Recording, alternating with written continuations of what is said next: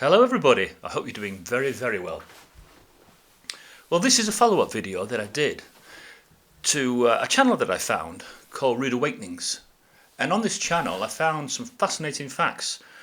Some facts that you could go today and see these facts. That's evidence.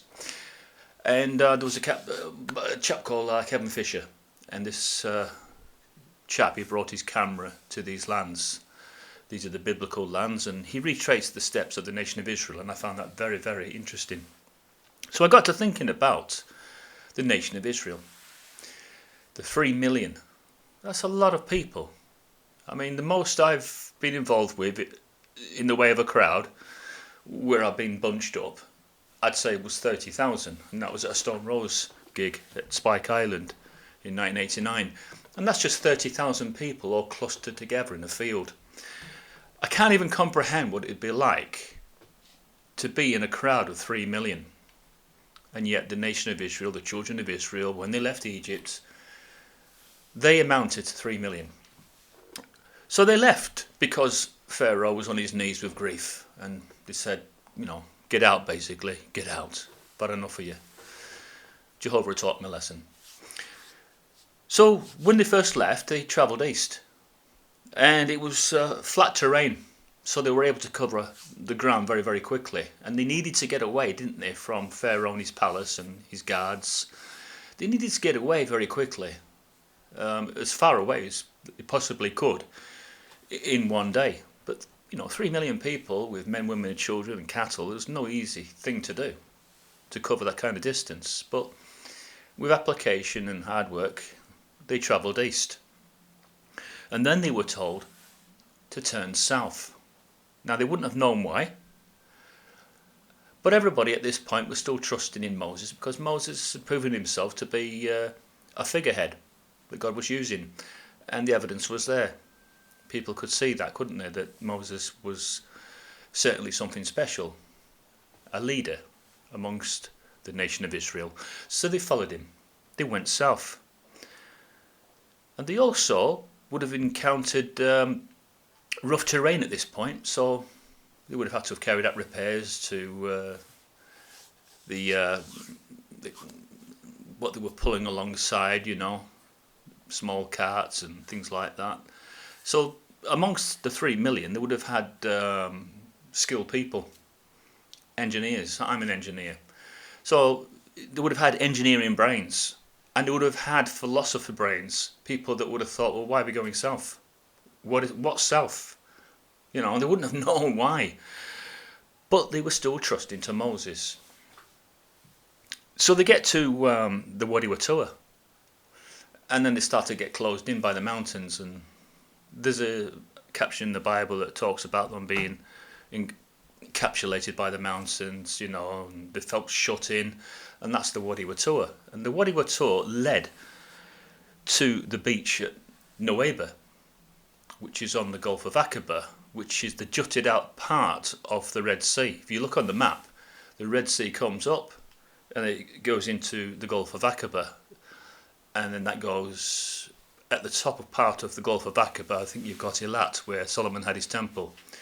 And this is brought up by Kevin Fisher in the video that he did on Rude Awakenings, which I found completely fascinating.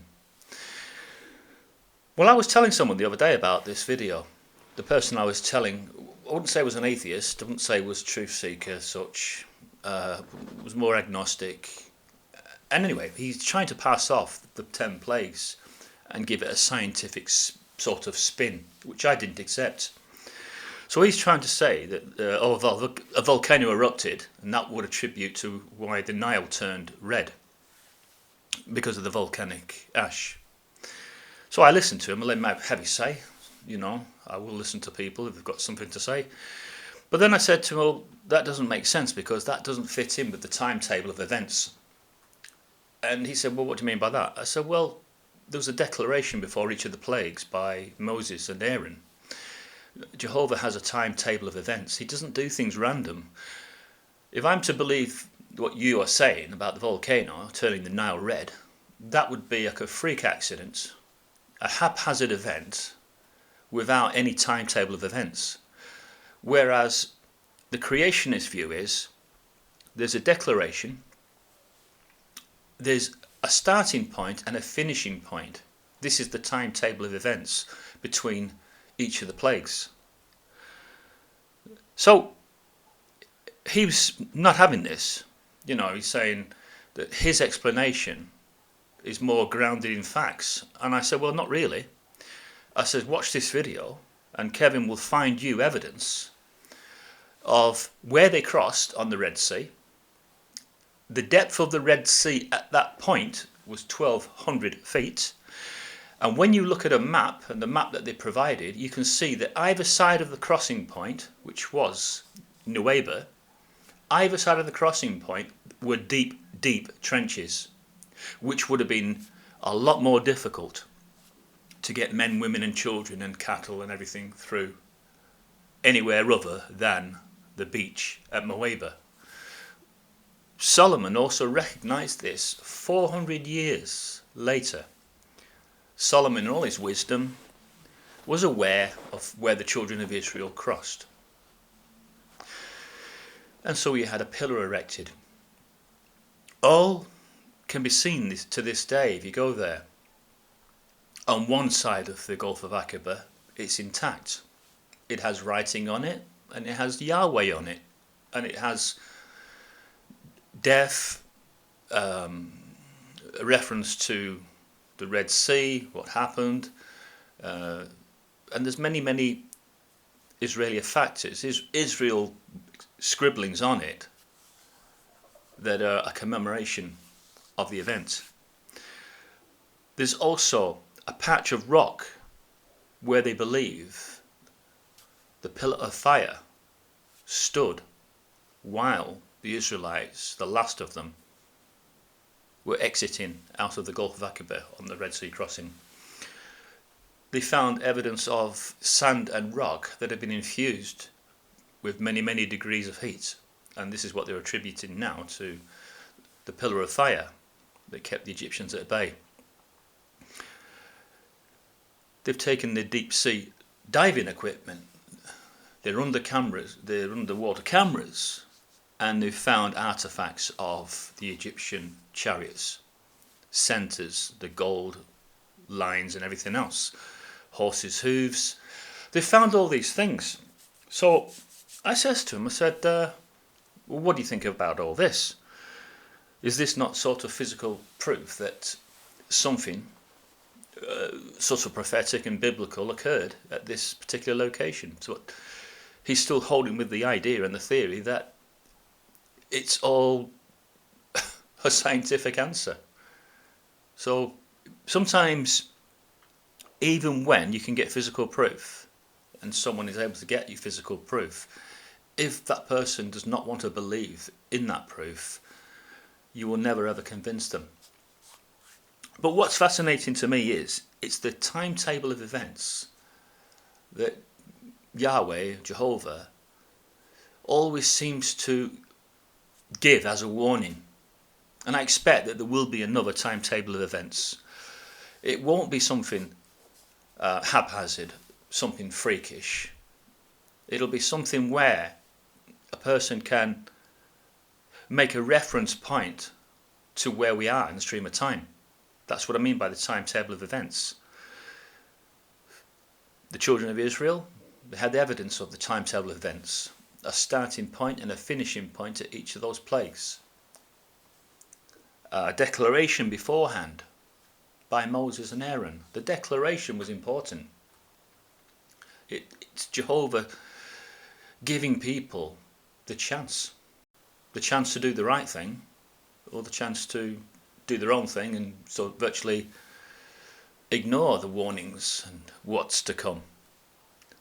And that's a very interesting thing about God, that every time he's had to teach the world a lesson, or mankind a lesson, he's never done it out of temper.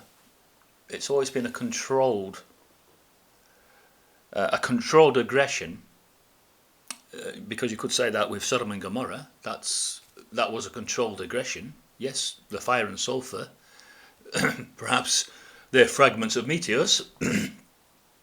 Is that not what a meteor is? Fire and sulfur. That's a controlled aggression. That was directed only to the people that were deserving of death. That's what I mean by a controlled aggression. The people that died in the flood. That's another controlled aggression. They were given the chance, weren't they? The chance to change their ways. They didn't.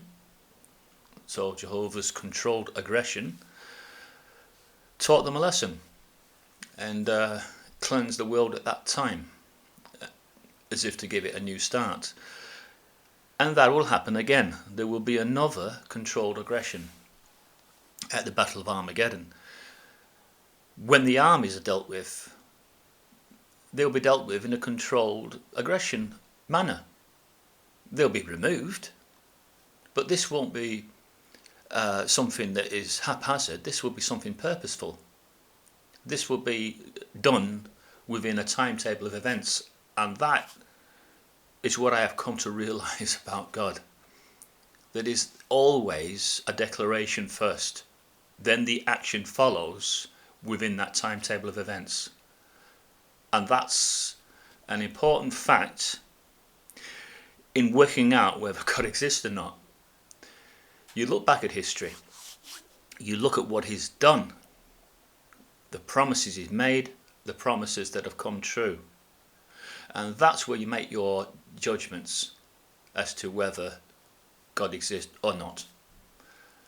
And modern evidences that are now coming through, which I attribute to great secrets being revealed in the last days, all these modern evidences that they're now finding that were once impossible to find, but they're now finding them with modern technology, and because getting the truth across the world is a lot easier than it used to be.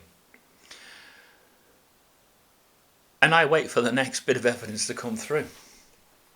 But this channel that I have been looking at is called Rude Awakenings. They are quite really good at researching things, not in a biased manner either. They do it in a very fair way, and then they let you decide whether what they find is of significant importance.